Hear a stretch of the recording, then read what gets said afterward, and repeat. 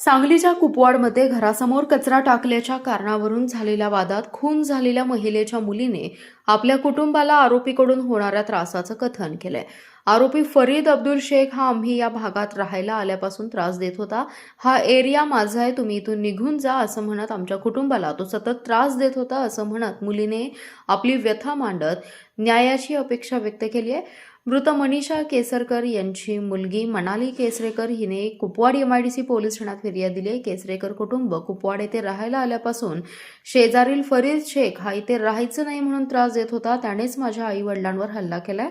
हल्लेखोर फरीद याला फाशीची शिक्षा देऊन आम्हाला न्याय द्यावा अशी कळकळीची मागणी मनाली हिने केली आहे। माझं नाव मनाली मोहन केसरेकर। आम्ही राहणार विघ्नहर्ता कॉलनी, जुना कुपवाड रोड, सांगली।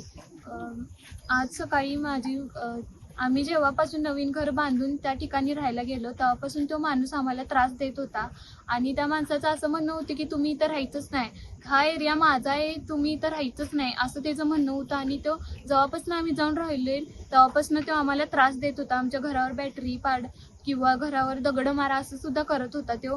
परत आज सकाळी 6 वाजता माझी मम्मी पाणी तापवायला मागं गेल्यानंतर तो घरासमोर आमच्या कचरा टाकायचा, मम्मीला बघून असं थुकायचं खाली वगैरे।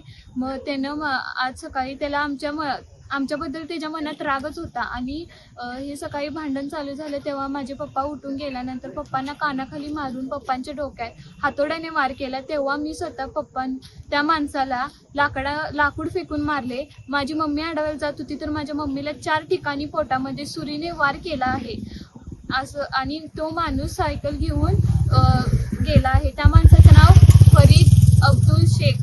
या माणसाने माझ्या मम्मी पप्पांना मारला आहे। तर माझ्या मम्मी पप्पांना न्याय हा मिळालाच पाहिजे आणि हीच माझी विनंती आहे। आज माझे मम्मी पप्पा हॉस्पिटलमध्ये आहेत, दुसरं उद्या कुणी नको असं मला वाटतंय। ही वेळ कुणावर येऊ नये असं मला वाटतंय। तर तुम्ही त्या माणसाला पकडून त्याला फाशीची शिक्षा द्यावी हीच माझी विनंती। माझ्या मम्मी पप्पाशिवाय मला कोण बघणारं नाही आहे। मी मोठे आणि माझा छोटा भाऊ आहे, आम्ही दोघंच आहे। माझे मम्मी पप्पाच आमच्यासाठी आधार आहेत।